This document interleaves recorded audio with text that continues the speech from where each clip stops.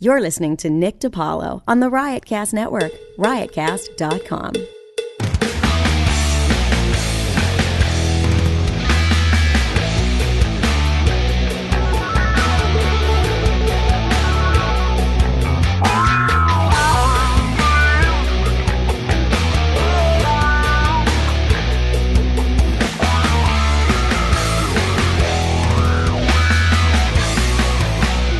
Hey, what's going on, folks? Nick DiPaolo Podcast Monday, the free version on iTunes, riotcast.com, Stitcher, etc.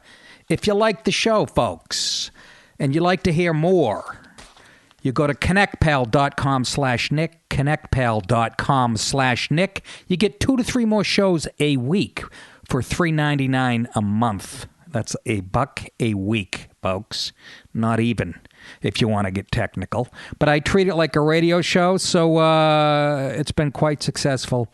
ConnectPal.com/Nick if you want to get 2 to 3 more shows a week. Yeah, so thanks. And people can also subscribe, can also contribute financially if they want. And I thank my contributors. Achim Fagers, I think he's a German fella, if I'm not mistaken. Dave Harris, a regular contributor to the show. Pam Bird with a nice fat contribution. Thomas Nocio, or Nocio. I say Nocio. Robert Schlueder, a regular contributor also. My boy Dennis, the grab bag, has contributed again. And Kevin Ford also. Most of those guys, except for Achim, regular contributors to the show on top of the subscriptions. Thank you so much, contributors. Anyhow, what's going on this weekend? Real quick before I get to the big news, because obviously all hell broke loose over the weekend politically. What a time we're living in. Oh, may you live in interesting times. Jesus Christ. Trump, was tweeting saying Obama was actually tapping his phones and whatever computers at the Trump Tower, and I gotta believe it's true because the Trump administration has a history of doing stuff like that.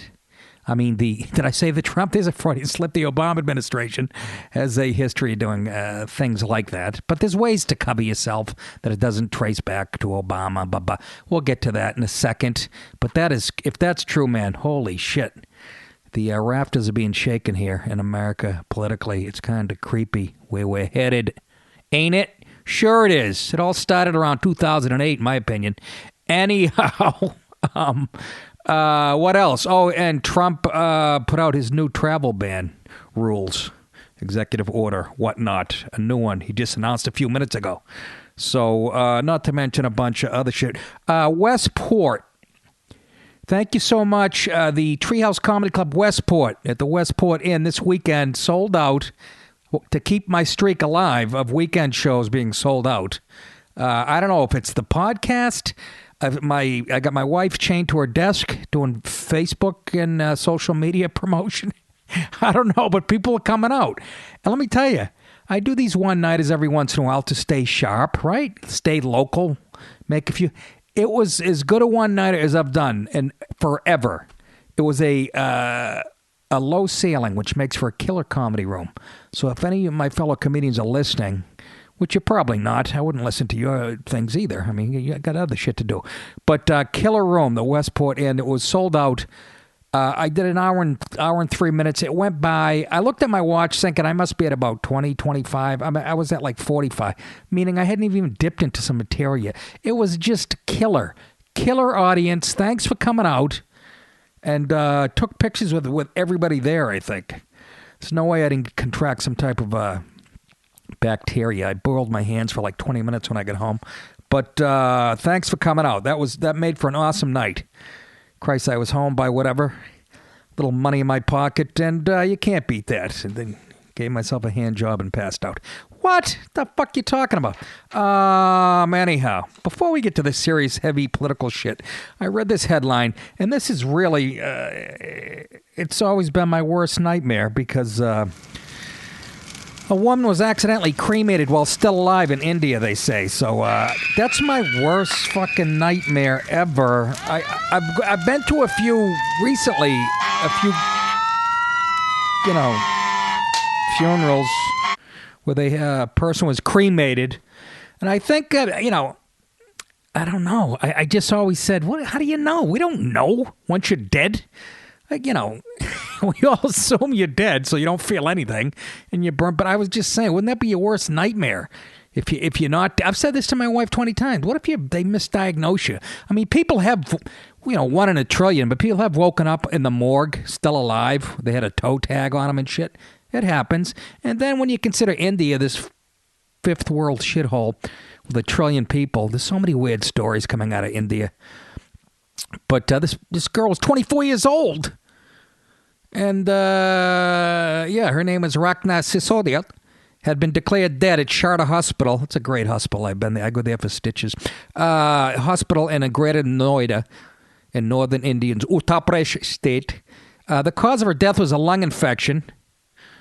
She probably had a summer home in Beijing. Her body was released to her husband, Devesh Chowdhury. I think he picked me up on Broadway and 5th a couple weeks ago. So the husband, 23 years old, drives it to a funeral pyre location 2 hours away. By the way, they use, in India, I learned this from The Sopranos, they soak your body in, what the fuck is wrong with me today? They soak your body in that butter, what some type of butter, what do you call it? Clarified butter, to get the body started when you light it. That's true. So he brought it to the funeral pyre 2 hours away, where he and some companions began the cremation. According to the Times, the cops arrived on the scene and pulled the woman from the fire, believing she was still alive. I wonder why they believed that. Was it the screaming and the kicking of the feet? I hope her husband and all those douchebags involved are being investigated. A subsequent postmortem later concluded that Rakna had died from, get this, shock caused by being burnt alive. Are you fucking kidding me? What the fuck? A subsequent postmortem, being burnt alive. They also found ash in her respiratory tract afterwards. How do you fuck up like that? You know me, I'm no feminist, but I'd have the husband in cuffs and fucking right now. I like to know their history, how they got along. That's my worst nightmare. I've said it 1,000 times. They put you in that furnace. All of a sudden you come too for some reason. Jesus Christ. Got to be the worst way to go. That's just... Oh, he's in India. And then I read another story. I don't have any details on it, but they found like 19 fetuses in plastic bags somewhere in India. This is in the same paper on the same day. What the fuck? But I know. I understand. No? All cultures are equal. Oof. Mamma mia. And then real quickly... You know how I like to poke fun at, it's in my act, it's my special. I open with how, I did P90X and I had to switch because I was blowing out my knees. You're not supposed to do it for a year and a half. So I jumped over to my boy Sean T. It's workouts like this that I smile about because I know if you push to the max, you can get the body that you always wanted. Come on, I don't care if you scream. I don't care if you scream. Hate me. If you hate me. Just know that I'm here. Turns out he was screaming and somebody hated him because Sean T finally admits the fitness guru. And I have fun with him, but like I said, the guy's, he's got to making a ton of money. This guy's good at what he does. Sexually abused, he says, as a child. The chilling revelation will be detailed in the 38-year-old's upcoming self-memoir. T is for transformation. Set to be released this fall. He says, I used to look at the abuse as, I cannot believe this is happening, he told the magazine. And it lasted for 4 years, starting at the age of 8. It wasn't my fault. I believe it's how you attack what is happening which gets you through something like this. I said, I am not going to be a victim. To work through his past, Sean T., whose real name is Sean Thompson, went to counseling. He said he went to therapy at age 26 to confront his demons. He also mentioned that he grew up in poverty. He was overweight. He says people are often afraid to do that. I needed to find my vulnerabilities and learn to deal with what has happened in my life. Once I cleaned out the closet and came out of the closet. Now, do you think there's a connection there? Look, I believe most gay people are born that way. And but there are some who get molested as kids, and it fucks up, it confuses them sexually and whatnot. And I wonder what the situation is here. So anyways, but so he made something of himself. And, sometimes I'm wondering maybe I shouldn't have got touched by an uncle. It might have helped me. I got no ambition. I'm going to take a fucking 2-hour power nap after this instead of doing Sean T's workout, because that's how I feel today. Maybe I would have had a little fire into my ass if Father Thomas grabbed my nipples. I'm just joking. Relax out there. I get to say this shit because it's a podcast, okay? Don't be silly. But Sean T, it's so funny. I'm like, he seems kind of gay, I wasn't sure. Some guys sound kind of gay. And then I saw, about a year ago, he puts out another workout thing, but it's him just dancing with a bunch of broads, and that pretty much sealed it for me. Now, Nick, what do you say? Guys who dance are gay? Yes, that's exactly what I'm saying. Exactly. I happen to be in agreement with Bill Hicks on that one. If you're a fella and you can really boogie, it's kind of creepy. What? Yeah, you heard me. What do you think? Madonna, fucking Lady Gaga's backup dancers all love pussy? Come on. I'm talking about the male ones. But Sean T, so it turned out good for him. He said he had to confront his demons. I should confront mine, I guess. And, well, I did confront mine. I ended up in stand-up comedy and doing a radio show out of my basement like a 12-year-old. Anyhow,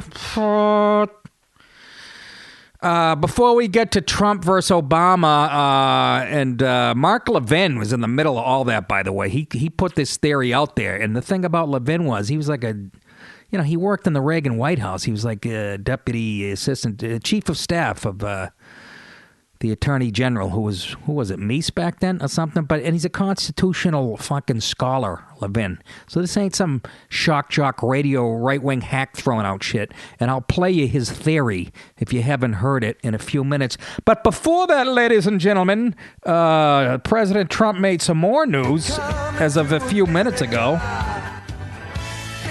Trump signs a new travel ban, which exempts Iraq. Trump to unveil new travel ban. He just did a few minutes ago. Hell yeah. Because people shit their pants over the first one because it was a religious litmus test. You can't have that as Americans. Meanwhile, the fucking ex-president who, is fucking tapping the current president. Please, spare me your fucking horseshit and your American values. Anyways, look at him conflating two stories. I'm getting so excited. Shut it, Neil. By the way, he's on a New World tour. How the fuck does he get to the stage? One of those electric chair lifts that you see on... and I like him, and I'm still shitting on him.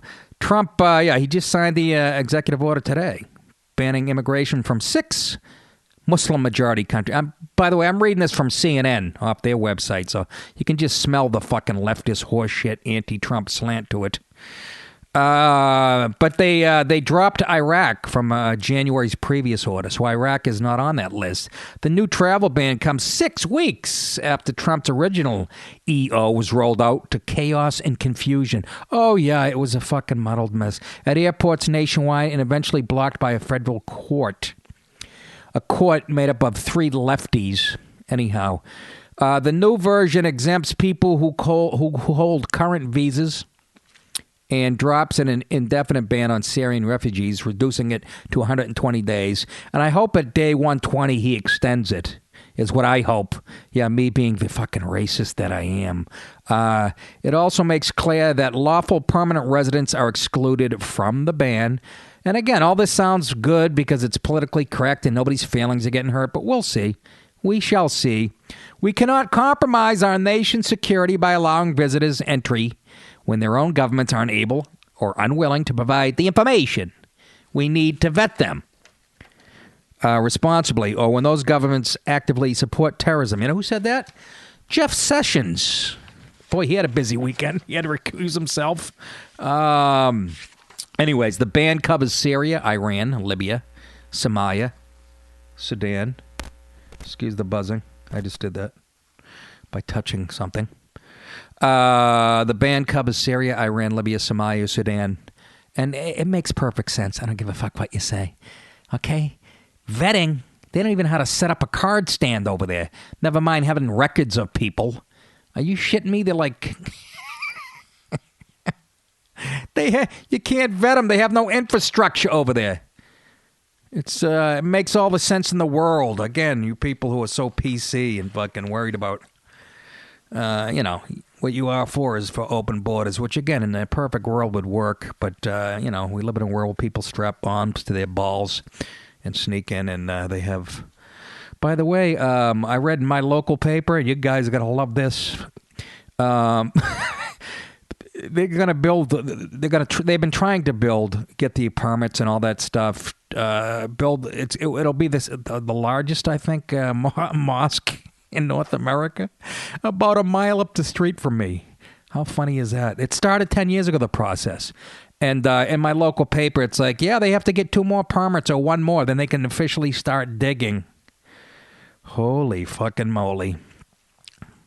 Anyhow, administration officials Monday stressed they do not see the ban as targeting a specific religion. Oh, who gives a shit if it did? Well, that's unconstitutional. Yeah, well, they're living in a different world. Constitution is not a suicide pact. I'll say it again. The Department of Justice believes that this executive order, just as the first one, is lawful and proper exercise of presidential authority. Democrats responded, these fucking jerk-offs, by calling Trump's order a repeat version of the first attempt. Here we go again. Muslim ban 2.0. Hashtag no ban, no wall, tweeted Rep. Andre Carson of Indiana, one of 2 Muslims. How ironic. Serving in the House of Reps. Oh, you fucking dick. Here we go again. Okay, well then take him to court again, cheese dick. The revised ban will phase in after 10 days. The previous order will be rescinded on that date. Remember the first one Trump passed? Remember he wanted to do it. They rushed it through quickly because they didn't want to give the heads up to people who wanted to sneak in here and do us harm, which made perfect sense to me. You don't announce it. But this one's going to have a 10-day lead.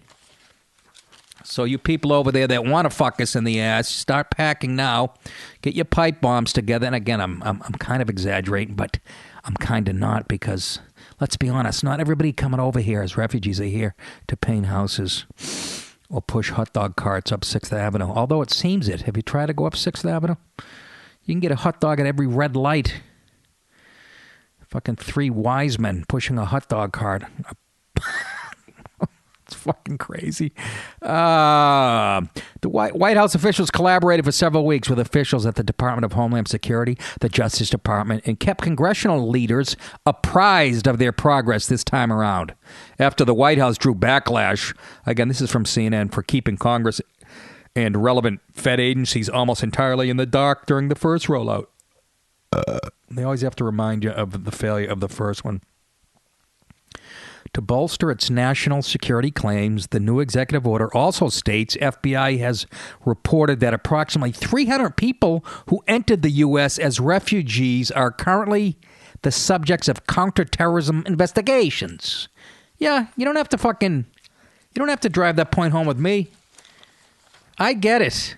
And you will too. Here's what's funny, because I'll say it again. It's not funny. I hope it doesn't happen, God forbid. We're going to get hit again. We're going to get hit really bad again. And then the fucking Dems, you're done. You're done as a party. And you might even be done before that when I get to the next story about the tapping. Anyways, Tillerson, Secretary of Defense James Mad Dog Mattis, and National Security Advisor H.R. McMaster all advocated for Iraq to be removed from the Trump administration's list of banned countries in the new order for diplomatic reasons, including Iraq's role in fighting ISIS, which is true. But that doesn't mean that some bad hombres. And also John Kelly, who's the Homeland Security Secretary. He also supported the move. Also, President Trump had a phone call with Iraqi Prime Minister Haider al-Abadi on February 10th, an in-person conversation between Abadi and VP Mike Pence in Munich on February 18th. And so Iraqis in the clear there, people want to come over. And anyhow, let's see what kind of resistance he gets from this. I was fine with the first travel ban the way it was, but oh no, that goes against our American values. It says right on the Statue of Liberty. Yeah, that was written on the Statue of Liberty back at the turn of the century. Fucking, there weren't Irish and Italians strapping bombs to their assholes to come over, and there weren't a bunch of safety social nets so they could suck off the tit of the government. But, if you want to pretend we're living in the same world, sure. Get rid of them borders. Anyhow, that just happened a few minutes ago. And again, there he is holding up my buddy Devin down in Florida, comedian. He's going to jump all over this on Twitter. After Trump signs an executive order, he holds it up. And like my comedian friend said, it's like a kid who just finished a puzzle on a restaurant menu or something. He's showing it off. It's kind of funny. But anyhow, so that's the latest. As far as the new executive order. Jesus, though. I mean, he must be waking up and going, God damn it. What did I get myself into? Maybe not. Guy's just like all balls out. I was going to do the next thing. We'll stay on Trump and politics, but ESPN had a bunch of layoffs, which makes me laugh because the liberal horseshit is finally backfiring on them. Which I'm loving. Anyhow, this whole thing started last Thursday when Mark Levin made the case that Obama was tapping, Trump's phones and shit, and Levin was basing it all on public records from stories on the New York Times, from The Guardian, from McClatchy, all these things. Anyways, he was on, I think, Sunday morning, was it? Fox and Friends.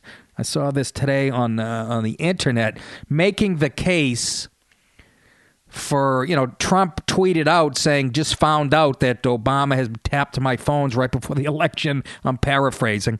And, this is like Watergate. He's a sick guy, he came out with all these tweets and accusing Trump of this stuff. And do I have the tweets here? Here's what he said. This is Trump's tweets this week. And terrible. Just found out that Obama had my wires tapped in Trump Tower just before the victory. Nothing found. This is McCarthyism. This was over the weekend, I think, on Saturday. Then he said, is it legal for a sitting president to be wiretapping a race for president prior to an election? Turned down by court earlier. A new low. Next tweet. I'd bet a good lawyer could make a great case out of the fact that President Obama was tapping my phones in October just prior to election. Turns out that good lawyer was Mark Levin. Radio show host. On CRTV, by the way, it's like a Netflix for politics, I guess. Here's another tweet. How low has President Obama gone to tap my phones during the very sacred election process? This is Nixon/Watergate. Bad, in parentheses, or sick guy, !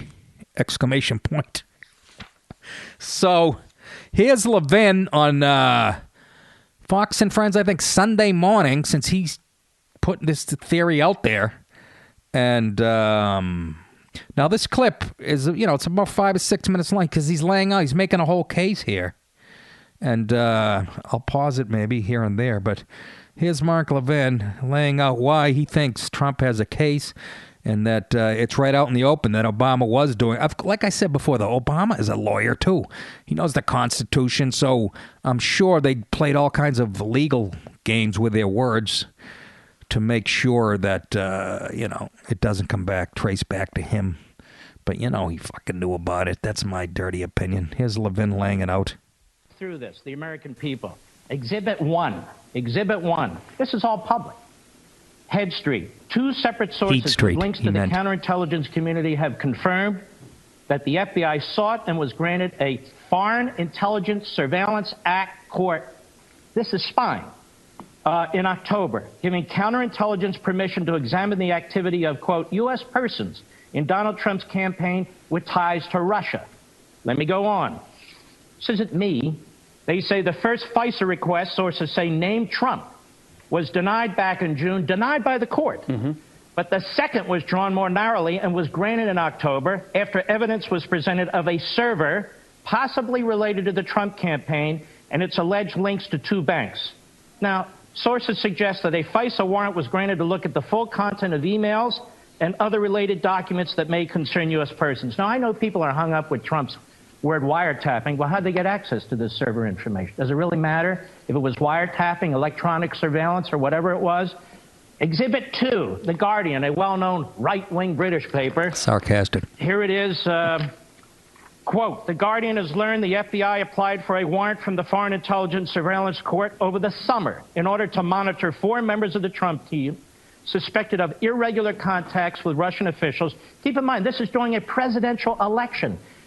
The sitting president, the incumbent party, is now investigating the presidential candidate of the Republican Party and his campaign to some extent. The FISA court turned down the application asking FBI counterintelligence investigators to narrow its focus. According to one report, the FBI was finally granted a warrant in October.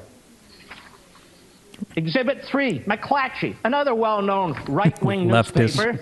Here they have. He's being sarcastic, folks. The agencies. Headline, FBI, 5 other agencies. 5 other Obama administration agencies probe possible covert Kremlin aid to Trump.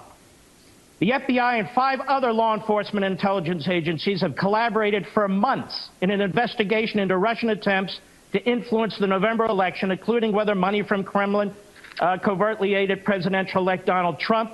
2 people familiar with the matter said the agencies involved in the inquiry are the FBI, the CIA, the NSA, the Justice Department, the Treasury Department's Financial Crimes Enforcement Network, and representatives of the Director of the National Intelligence. Are you telling me Barack Obama didn't know what was going on in 6 agencies? As you hold go on, how are you? Okay, keep going. I'm not done. I need to make the case because the media seems to be confused about their own reporting.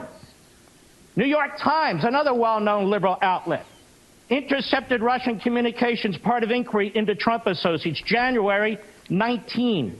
The FBI is leading the investigations, aided by the NSA, the CIA, Treasury Department's Financial Crimes Unit.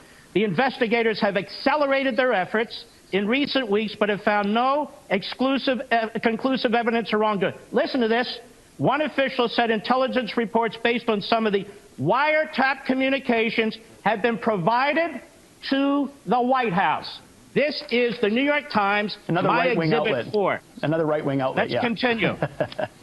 New York Times but again. Obama doesn't know about it. NSA gets more latitude to share intercepted communications. In the final days of the Obama administration, the administration has expanded the power of the NSA to share globally intercepted personal communications with the government's 16 other intelligence agencies before applying privacy protections. Now, why would they do this on the way out the door? Well, March 1, Exhibit 6. Obama administration rushed to preserve intelligence of Russian election hacking. In the Obama administration's last days, listen to this, some White House officials scrambled to spread information about Russian efforts to undermine the presidential election and about possible contacts between associates of President-elect Trump and Russians across the government. I'm not done. Exhibit 7, New York Times. Flynn is said to have talked to Russians about sanctions Trump took office. Well, where'd they get this information? Well, Mark, you know, the FISA court, they're always monitoring the Russian ambassador. And so how do we know that? Maybe they are, maybe they're not. But there's an awful lot of other activity. Sure. Here we have Washington Post. One more. Washington Post. But that's a key point. They can legally, you know, listen in on the Russian ambassador and stuff. By doing that, though, they can monitor Trump because they think there's collusion there. So, do you get what I'm saying there? Because you're not supposed to be able to do that to a U.S. citizen, which Trump was during the election. He wasn't the president yet. But that way you can follow what he's doing by, saying, well, we're listening on somebody who might be a foreign spy, which is legal when you get FISA's permission. March 2nd, U.S. investigators have examined contacts Attorney General Sessions had with Russian officials during the time he was advising Donald Trump's campaign. The focus of the U.S. counterintelligence investigation has been on communication between Trump campaign officials in Russia. Listen to this. The inquiry involving Sessions is examining his contacts while serving as Trump's foreign policy advisor in the spring and summer of 2016. This has been going on for a year. Well, Mark, now, as you do on your radio program, you lay out a devastating case based on public documents, as you point out, and not right-wing sources, but mainstream left-stream sources. How confident are you that this investigation, which was on so-called Russian hacking, but now the White House says this morning will be broadened to looking into executive overreach, how confident are you they will find something there? I don't know, but they already found something. The issue isn't whether the Obama administration spied on the Trump campaign or transition or certain of its surrogates. The issue is the extent of it. They went into court a second time. They were so aggressive. They waited 4 or 5 months. They go back in October, weeks before the general election. They narrow their request. All of a sudden, we have leaks coming out on Flynn. Then we have a horrible meeting that took place between Sessions and so forth. And I'm telling you, as a former chief of staff to an attorney general of the United States in the Reagan administration, these are police state tactics. Now, what did Barack Obama know? He knew everything I just read to you apart from 1 or 2 articles. You know how I know? It's in the newspapers. It's right there. So Barack Obama not only knew this, but he gets a daily intelligence briefing. And let me tell you something about daily intelligence briefings. If your attorney general and your FBI is going to the FISA court to get a warrant to investigate aspects of an opposition party in the middle of a general election Unbelievable. campaign, how much you want to bet the President of the United States knew that? I don't want to bet you on that. Read his opinion. Oh, that dirty cocksucker. Yeah, well, Jesus, I don't understand. How do you refute that? Because, and that's Mark Levin. It's all based on fucking leftist newspapers. It's out in the public. That's not his theory. So, I mean, how the fuck do you refute that? Again, probably legalese. There's ways of getting around it, you know? What do they call it? Plausible deniability? All that. I mean, they're experts at it and whatnot. We have a little audio of Trump. I guess he actually picked up a phone in Trump Towers during one of the taps, and he thought he was being tapped, and this is what he said to whoever was listening in. You listening? Your mother sucks fucking big fucking elephant dicks. You got that?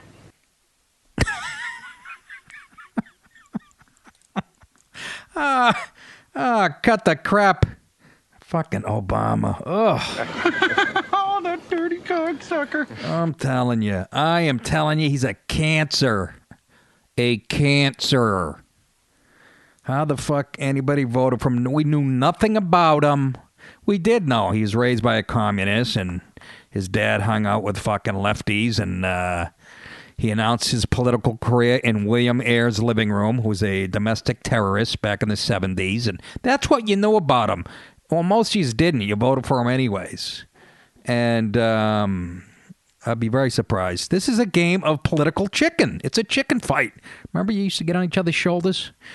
Get on your dad's shoulders, and your brother would get on your mother's shoulders if she looked like Caitlyn, and you'd have a chicken fight in the pool. That's what this is. 2 cars head on. You got Trump making these claims, and if he's wrong, his whole presidency will blow up. And you got Obama, who's fucking... I mean, if he did this shit, which it sounds like he did, I'm not a lawyer here, but I'm just saying, good night, Democrat Party forever. Unless this country is that fucking... anti-American now, what with the zillion foreigners here, and maybe it won't even have an effect, but good night. So this isn't going to go away either, like anytime soon. It's and then Comey came out and asked the Justice Department to reject Trump's claims. Why would he do that? It's getting even uglier. He's fucking always in the middle of it too, isn't he, Weasel? God damn. But here's some of Obama's history and why I think he might be guilty. More than a dozen proven victims of Obama's many wiretaps. And these, again, public record. There's a whole list of them here. WikiLeaks released the following list on February 23rd of Obama administration wiretaps. Here's one. The U.S. National Security Agency bugged a private climate change strategy meeting between UN Secretary General Ban Ki-moon and German Chancellor Angela Merkel. That was in Berlin. Number 2, Obama bugged Chief of Staff of UN High Commissioner for Refugees for long-term interception targeting his Swiss phone. Number 3, Obama singled out Director of the Rules Division of the World Trade Organization, WTO, Johan Human, and targeted his Swiss phone for long-term interception. Number 4, Obama stole sensitive Italian diplomatic cables detailing how Israel's Prime Minister Netanyahu implored Italy's Prime Minister Silvio Berlusconi to help patch up his relationship with U.S. President Barack Obama, who was refusing to talk to Netanyahu at that point. Number 5, Obama intercepted top European Union and Japanese trade ministers discussing their secret strategy and red lines to stop the U.S. extorting them at the WTO talks. What's that? Here's number 6 or 7. I can't keep them up. Obama explicitly targeted 5 other top European Union economic officials for long-term interception, including their French, Austrian, and Belgian phone numbers. Also, Obama explicitly targeted the phones of Italy's ambassador to NATO and other top Italian officials for long-term interception. And finally, Obama intercepted details of a critical private meeting between the French president, Nicolas Sarkozy, and Merkel and Berlusconi, where the latter was told the Italian banking system was ready to pop like a cork. In addition to the above list, we also know that Obama wiretapped various individuals in the U.S. media. You guys who don't watch Fox wouldn't know this because you can't handle the truth. That were reporting information not flattering to the Obama administration. I even remember that one. James Rosen, it was. It is widely known that the Obama's Justice Department targeted journalists with wiretaps in 2013. And this was revealed by the Washington Post. Again, not exactly a conservative paper. The liberal Washington Post expressed outrage after the revelation the Justice Department, this is in 2013, had investigated the news-gathering activities of a Fox News reporter as a potential crime in a probe of classified leaks. The reporter was James Rosen of Fox News, and his family. They were part of an investigation into government officials anonymously leaking information to journalists. Rosen was not charged, but his movements and actions were tracked. Is that part of your American values, Democrat Party? This guy makes Nixon look like a fucking Girl Scout. And this is, again, all fucking public. Even Eric Holder, who was the attorney general back then, after he left the administration, this was like, I don't know, probably 6 months, a year ago, in public he said, they asked him about any regrets, if he could do it differently. He brought up that he wouldn't have snooped around in James Rosen's personal shit. He regretted that. Oh, my God. So it's not like this administration doesn't have a history of doing this shit. Also in 2013, members of the AP, that would be the Associated Press, were also a target of the surveillance, which is good. It's libs eating libs. The ultra-liberal New Yorker even noted that in moderate and liberal circles, at least, the phone record scandal, partly because it involves the dear old AP, Associated Press, and partly because it raises anew the specter of Big Brother, may well present the most serious threat to Obama's reputation. And then you had Cheryl Atkinson. In 2014, she was a reporter, said that her personal computer and CBS laptop were hacked after she began filing stories about Benghazi that were unflattering to the Obama administration. You see a pattern here, folks? I don't mean to be a fucking bias, but Jesus Christ, it's as plain as the tit on your forehead. A source who checked her laptop said the hacker used spyware proprietary to a government agency. In other words, Obama administration again. So, come on. This dirty, rotten... Oh, that dirty cocksucker. Let's listen in again. You listening? Yes. Your mother sucks fucking big fucking elephant dicks. You got that? You got that? So good luck making a case that, and like I said, I'm sure they'll go, there's no way he knew. What? Shit's all out in the public. Even the New York Times, a few months ago, said there was no, right? The New York Times said that Intel says that there was no collusion between the Trump campaign and the fucking Russians The New York Times said that. So I don't know where you guys are getting off. Mika Brzezinski, the big-titted blonde on Joe Scarborough, she was almost crying today, saying that it's a new low and shit. And her dad was, by the way, one of the co-founders of the Council on Foreign Relations. If you read that book I told you to read, The Truth About the Bilderberg Group, you read about the Council on Foreign Relations, which I think Obama's a part of. There's 3 groups, the Bilderberg Group, the Trilateral Commission, and Council on Foreign Relations. And so, anyhow.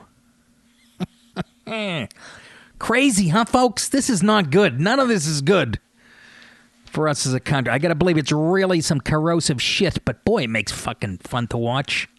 Huh? Especially this time of year when there's no NFL and there's no baseball yet. And I don't give a shit about hoops and hockey. Will get interesting in about a month. So there's really nothing on. I fucking eat this shit up. And then there's a whole fucking thing on Breitbart that, the media, the mainstream media, the liberal mainstream left-wing, far-left, the media who's the propaganda arm of the Democrat Party, they keep saying, the media outlet, this was on Breitbart, media outlets continue to repeat the story was based on no evidence.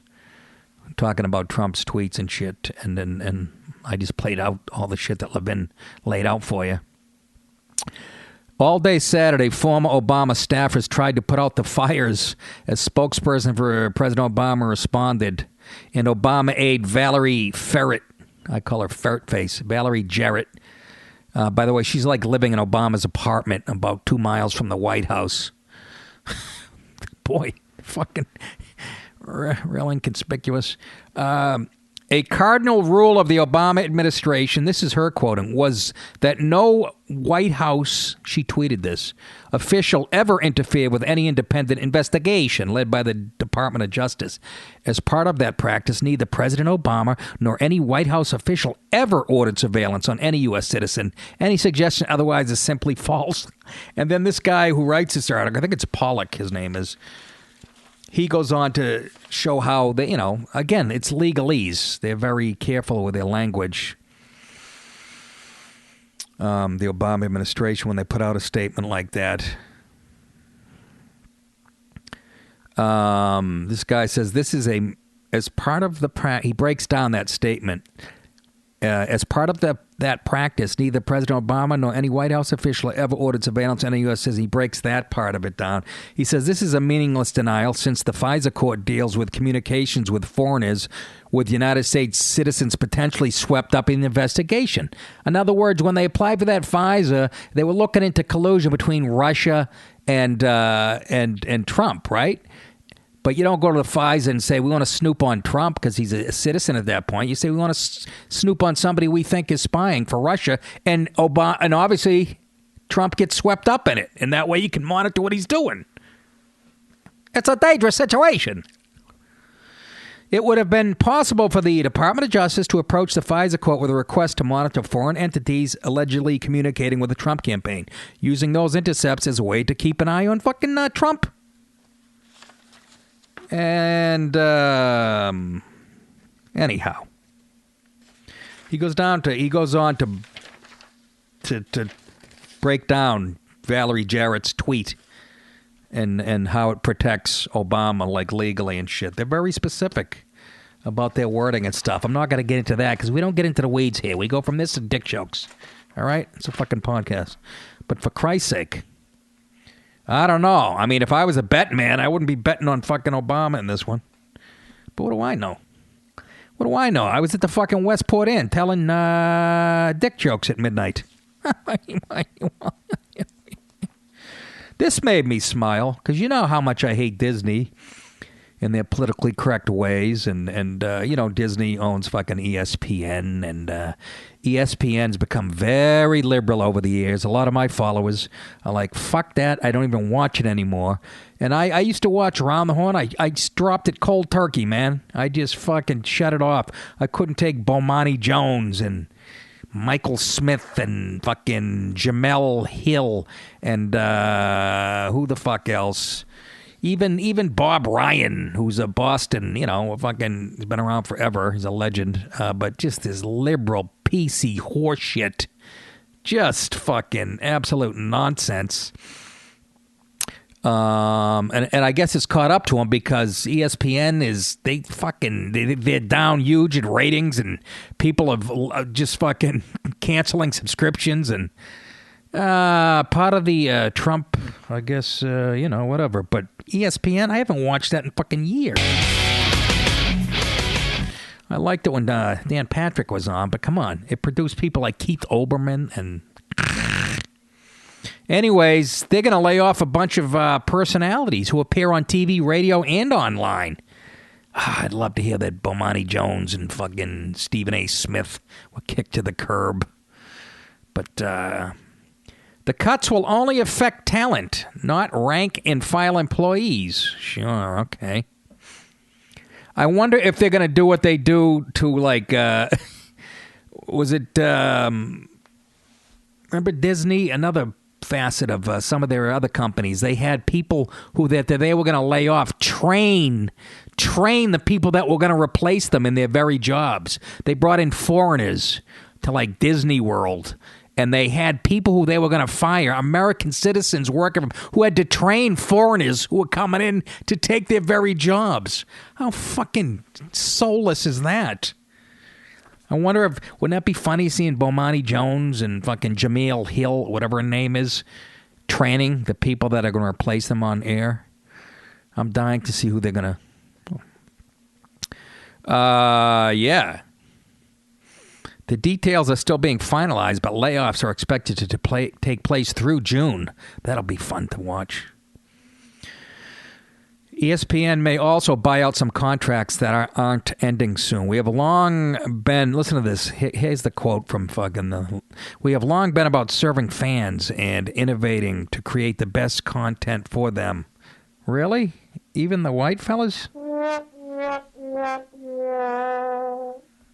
you blew it! They sure did. You blew it. ESPN said, today's fans consume content in many different ways, and we are in a continuous process of adapting to change and improving what we do. Inevitably, that has consequences for how we utilize our talent. Cut to Stephen A. Smith shoveling snow for a living. We are confident ESPN will continue to have a roster of talent that is unequaled in sports. Why are you so confident when your ratings are in the shitter and you're hemorrhaging money, obviously? They were talking about getting rid of selling off ESPN. Why don't they? The last time they had layoffs, it was a good thing. Keith Fatman Olbermann got cut, remember? And Bill Simmons. Of course, HBO jumped right on Simmons and scooped him up. Later that year, in 2015, they laid off about 300 employees, roughly 4% of the network's global workforce. During those layoffs, hosts, reporters, and commentators generally weren't affected. ESPN also had around the layoffs in 2013. The cuts came as growing numbers of viewers unsubscribed from the cable channel, even as it's paying for costly long-term TV deals with pro sports leagues. Yeah, more soccer. You know why people aren't watching your garbage anymore? I put on fucking ESPN, right? And fucking soccer, go to their webpage. It lists the sports now, and I know it's a global thing. Don't fucking please. I know everybody likes soccer, but it's still your base is here. But NBA basketball is always at the top of the story. Then they covered like baseball, football. Then it's got soccer ahead of like the NHL. Because NHL, come on, it's a bunch of fucking whiteys with mullets. I can't relate to them. That's why you're getting cut. People are sick of your horse shit, okay? You'll see Colin. I'll make this prediction now. Colin Kaepernick will have his own show on there if nobody picks him up this year because he's looking for a new job. He'll be the fucking president of ESPN because it's what they stand for. Yeah. At the time of the 2015 cuts, it was reported ESPN was told by its parent company, Disney, to trim $100 million from the 2016 budget and $250 million from the 2017 budget. They are hemorrhaging, folks. I fucking love it. I love it. And you blew it. You blew it. That's a lot of do-re-mi. There's going to be some massive fucking cuts. Yeah. Can you imagine Oberman was such a pain in the ass that they had to cut him? I mean, he's perfect for fucking ESPN. I love it. I love it. Well, what the hell else is going on? A scandal breaks out. A nude photo scandal has shaken the entire Marine Corps. Or as Obama would say, a Marine Corps. A Marine Corps. A corpsman.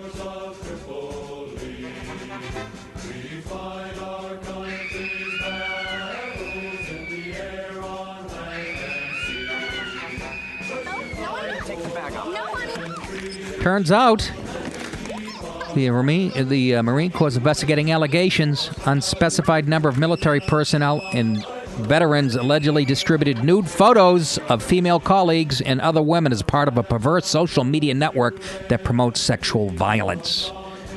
Yeah. I think this is from Yahoo, by the way, so keep that in mind. They put news on my phone that I wouldn't fucking... And when I printed this out, it was too late.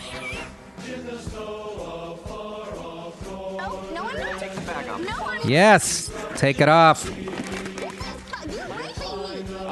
The explosive revelation was first reported by the War Horse and published Saturday by a reveal, part of the Center for Investigative Reporting. Potentially, folks. Yeah, we get it. Hundreds of Marines may be caught up in the scandal, which has shaken top Pentagon officials. I'll take your word for it, Yahoo, and prompted death threats against the Marine veteran who disclosed it. An undetermined number of nude photos were shared online by way of Facebook group titled Marines United, according to the report. The community has nearly 30,000 members, mostly comprising of active duty U.S. Marines, Marine Corps vets, and British Royal Marines. Why fucking British Royal Marines? What? I don't like that right there. Marine Corps, proud institutions, the Defense Department, proud institutions like that. Many college campuses around the country. No, completely different. Stupid. I have struggled to curtail widespread problems with sexual assault. Yeah, can I stick my 2 cents in here now? Do you know why that is? Because you've been using the fucking military for the last 30 years as a social experiment. And I'll say it again. I don't care how retrograde it sounds. No need for women to be in the military. What? What did you say, Nick? What are you, a fucking troglodyte? Yeah, I'll say it again. No need. A Army unit is as strong as its weakest member. And when I read reports and stuff like how you only have to do a half a push-up now instead of 50, they've lowered the standards. You can do 2 pull-ups instead of 20. Yeah, but they can shoot a gun just like a gun. No, they can't. That's been proven, too, that they can't fucking shoot as well as men. I'm with the Marines on this one and the fucking Navy SEALs who held steadfastly against this shit. No need for chicks to be there. Not really. I mean, I'm just saying. Yeah, but Israel does it. Okay, but who's got the greatest military in the face of the earth? The United States. That's right. We have for the last couple hundred years. So why fuck with something that's not broken? That's all I'm saying. You don't. And do you really think people that go into the Marines are the best and the brightest? You know who goes into it? Some from really poor rural towns and shit. And you know what? That's what makes them good soldiers. They don't give a fuck. And I don't want them to be politically correct. And they are going to try to fuck a broad in a foxhole or in a barracks, or because you can't legislate male DNA out of a male and vice versa. Gee, all of a sudden we have a rape crisis when we're trying to let boys and girls live together in college dorms. Who saw that coming? Do you see a common thread here? Give me a fucking break. Yeah, guys, you call us pigs and animals and we're dumb and fucking, we have a one-track mind. Yeah, that's all right. So why would you put girls next to us? Whether it's in the military or in a fucking college campus. And then be surprised at the results. Fucking arrogance of the fucking libs. Oh my goodness gracious. Go ahead. Cry like a bitch. So, yeah. It's, you know, it's got to be embarrassing. The news was authored by Thomas Brennan. Now, this guy's an Iraq and Afghanistan combat vet, a Purple Heart recipient, who founded the War Horse. That's a publication in 2016. After its publication, several members of the Facebook group lashed out at Brennan, making threats against him and his family. One suggested, now this is wrong too, though. I mean, one suggested Brennan should be waterboarded. This is how you know it's Yahoo News. A cruel and controversial technique used for a time by American military and intelligence operatives while interrogating suspected terrorists. President Obama condemned it. Here's liberal journalism. Obama condemned the practice while President Trump has said it should be reinstated. Yeah, and he's fucking right. Against the advice of his defense secretary, General Jim Mattis. So what? Mattis can be wrong. You're going to tell me if somebody had your relative... Why is that even germane to the fucking story, by the way, the waterboarding? They include little op-eds in their stories. It's fucking... And let's stick to the story. There's a bounty on pictures of my daughter, Brennan. That's the guy, the Marine who broke the story. He says there's a, in quotes, bounty on pictures of my daughter. It has been suggested my wife should be raped as a result of this, and people are openly suggesting I should be killed. Can you imagine being one of the victims? And again, I'm not condoning this. I'm just saying this could all be avoided if you stuck to what we've been doing for the last 100 years. Oh, that's just ridiculous. No, it isn't. No, it isn't. His report included a bunch of disturbing allegations. It suggests some women were stalked while others may have taken the compromising photos themselves, intending them to be private, only to be portrayed by whoever shared them with a Facebook group. Most troubling is the claim that members of the Marines United, that's what it's called, Marines United, proudly advocated for one woman to be sexually assaulted and an identified female Marine who was secretly photographed, according to the report. Yeah, that's who joins the Marines and the military. Not everybody. I mean, there's well-educated guys in there, too. But if you want people to risk their lives in foreign countries, you know, and strap on a gun and fucking, yeah, they're going to be a little fucking loose upstairs with the rules. They're not going to be PC. I told you, and I know this because I did the USO tour. I performed in Afghanistan. I performed in Japan both times, and one time in front of Marines. I remember Colin Quinn going on after me and going, only DiPaolo could make a crowd of Marines get quiet on a couple. But then the Marines came up to me after, and they said, "Dude, you're so right. You wouldn't believe the shit we can and can't say, and women, and you know, and just fucking how nobody wants to, you know, do the heavy lifting and." How PC, I couldn't believe how PC. That was an eye-opener for me out of all the USO shit. Just let the guys do the fighting. Let us get killed, okay? That doesn't mean women can't do it. I'm just saying. There's a reason you have, there's a reason you have women prisons. Who used to do that bit? Was it Chris Rock? I think it might have been his monologue on one of his shows talking about how horny guys get. That, you know, when you put guys in prison, they start fucking each other when there's no pussy. I'm just saying. I don't give a shit if it sounds retrograde or whatever. You can't fucking ignore Mother Nature. These social experiments. Mother of God. The Navy SEALs are like, fuck that. We're not having it. Didn't some girl just try to pass? Whatever. First Navy SEAL. Whatever. Anyhow, I think that's it. I was going to do a thing about Waze, my favorite app, because it's how I get around. Of course, they were battling with cities now because we'll get into that tomorrow for you subscribers. That's right. If you want to hear about that story, you go to connectpal.com/Nick if you want to subscribe to the podcast. connectpal.com/Nick. And for $3.99 a month, you'll get 2 to 3 more shows a week. And it's worth it. We treat it like a radio show. It's topical. An occasional guest, but if that's what you're looking for, this ain't the fucking show, okay? Go to nickdip.com. That's my website for all my touring dates. I will see you guys in Tampa this Thursday, Friday, and Saturday at Side Splitters Comedy Club in Tampa, one of my favorite gigs. March 24th, I'll be at Hot Comedy Club in Yonkers. The following night in Cohoes, New York, at the Cohoes Theater. I think that's the name of it. I'm winging these. I don't have my book in front of me. But, all right, kids, that is it. Again, connectpal.com/Nick if you'd like to subscribe to the show. Have I covered everything, ladies and gentlemen? I think I have. Yeah, so follow the news. Very interesting. Can't wait to watch tonight's news. And Mark Levin is on CRTV, if you want to turn into a Levin TV. I've been talking with them a little bit about this and that. I have an old connection there that used to work with DirecTV. So who knows what could come out of that. And still in talks with Sirius Radio. Stay abreast. Talk to you soon, bitches. Aight?